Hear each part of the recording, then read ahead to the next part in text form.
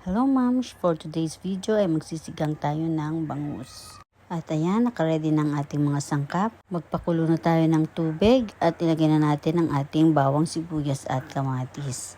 Timplahan natin ng asin at ang ating magic seasoning at takipan natin hanggang sa kumulo. At kapag kumukulo na, pwede na nating ilagay isa-isa ang ating isdang bangus. Atin po ulit takpan hanggang sa ito ay maluto. At kapag luto na ang ating isda, pwede na nating isahog ang ating mga gulay na matitigas. At kapag malambot na ang ating mga gulay, pwede na nating ilagay ang ating sinigang mix at ang ating talbos ng kangkong.